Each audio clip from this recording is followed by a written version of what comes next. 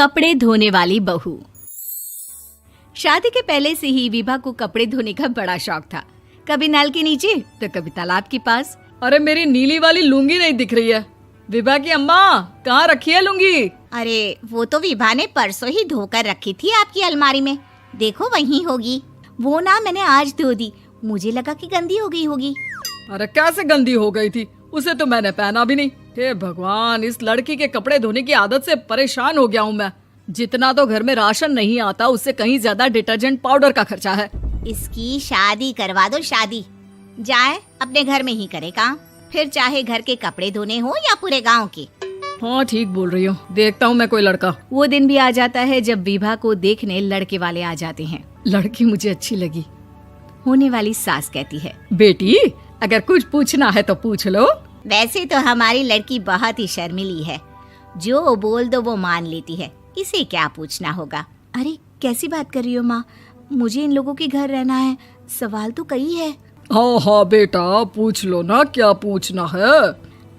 आप लोगों के घर कपड़े कौन धोता है? सास का मुंह बन जाता है। देखो, अगर तुम ये कहना चाहती हो कि तुम्हें कपड़े धोने नहीं आते तो सुन लो, कपड़े मैं ही धोती हूँ, लेकिन तुम्हारे आ जाने के बाद मैं रुमाल तक नहीं धोऊंगी। अरे चुप रहना भाग्यवान, बहू बेचारी घर आई नहीं, उसे डराना शुरू कर दिया। वो क्या है ना बिटिया, अभी तक तो ये कल्लू की माँ ही धोती थी, लेकिन अब तुम्हारे पापा तो दहेज में वॉशिंग मशीन देंगे ही। तभी विभा की माँ बोल पड़ती है, सवाल भी पूछा तो क्या। वैसे भाई साहब, मशीन की तो फिर भी कपड़े धोने की कैपेसिटी होती है। मतलब जो बिटिया दे रहे हैं ना विभा, इसे कपड़े धोने का बहुत शौक है। ये आप लोगों के क्या, आस पड़ोस गांव मोहल्ले सबके कपड़े धो दे और उफ तक ना करे। बाहर देखा नहीं आपने कितने कपड़े सूख रहे हैं? सब हमारी बिटिया ने ही तो धोए हैं। बस भी करो ना माँ, शर्म आ रही इतनी तारीफ सुनकर। और तो और एक दाग निकाल कर दिखाओ तो मान जाओ। हाँ अच्छा, माफ करना बेटा, मैंने गलत समझा। हमें तो रिश्ता बहुत पसंद है। और ऐसे जुड़ जाता है रिश्ता कपड़े धोने का शौक रखने वाली विभा का। उसकी शादी हो जाती है कोयला फैक्ट्री में काम करने वाले कल्लू के साथ। शादी के बाद अचानक विभा चिल्लाती हुई सास के पास आती है। सासू माँ, अरे सासू माँ कहाँ है आप? ये तो धोखा है, धोखा दिया आप लोगों ने मुझे। इसे ससुर के चक्कर के बारे में पता चल गया। अरे तो उसमें तुझे क्यों धोखा मिला है? अरे नल में पानी नहीं आता, कपड़े कैसे कब धुलेंगे? अच्छा, तू पानी नहीं आ रहा उसकी बात कर रही है। तो आपने क्या सोचा? कुछ नहीं। अच्छा, तेरी माँ ने कहा था कि कपड़े धोने का शौक है तुझे, याद आया मुझे। शौक बोलकर कपड़े धोने वाले मेरे जुनून को कम ना आके सासू माँ, कपड़ा धोना मेरा गुरूर है। तभी पति भी वहाँ आ जाता है। अभी मैंने इसे सनी देओल की फिल्म दिखाई है, उसी के डायलॉग मार रही है माँ। अच्छा सुन, साफ साफ बता रही हूँ, पानी सुबह 4 से 6 और शाम को 10 से 12 आता है, समझी? विभा टाइमिंग सुनकर हैरान हो जाती है। ये क्या भूतों का मोहल्ला है? सुबह 4 बजे उठकर कौन कपड़े धोता है? 4 बजे टंकी में पानी जाता है, फिर सारा दिन धोना ना, किसने मना किया? अरे कैसी बात कर रही हैं? 200 लीटर की टंकी में कितने कपड़े धो लूंगी मैं? सुबह ही उठ जाऊंगी मैं। अब क्या था, विभा सुबह 4 से लेकर रात के 12 बजे तक कपड़े ही धोती रहती। एक रोज सास पड़ोस से निकलकर कहीं जा रही होती है कि साथ वाली कहती है, हाँ कल्लू की माँ, जरा ये बताओ कि 2 साड़ी है, 2 ब्लाउज और एक पेटीकोट और एक नाड़े वाला लंबा कच्छा। हाँ तो?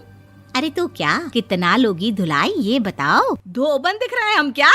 हमारे पति सरकारी नौकरी से अभी रिटायर हुए हैं और बेटा सुपरवाइजर है कोयला फैक्ट्री में। धोबन समझ रखा है हमें?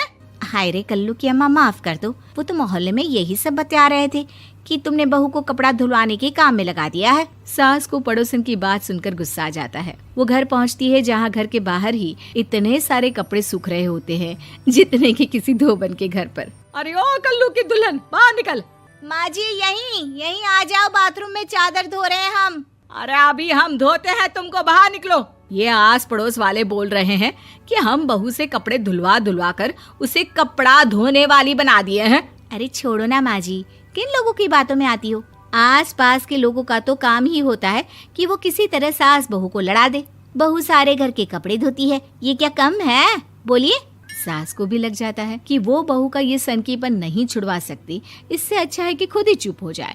एक रोज सास और बहू मंदिर जाते हैं, जहाँ सास की साड़ी वहाँ खड़ी भीख मांगने वाली से मिलती है। माँ जी क्या बात है, आपकी साड़ी उस भिखारन से कितनी मिल रही है ना? हाँ हाँ देखो तो, दोनों की साड़ी मिल रही है। क्या बात है कल्लू की अम्मा, तुम खुद को तो अफसर की बीवी बताती हो और ऐसी सिंपल सी प्लेन साड़ी पहनकर घूमती हो। सिंपल और प्लेन नहीं है ये साड़ी। तो क्या सोने के धागे से फूल बने हैं?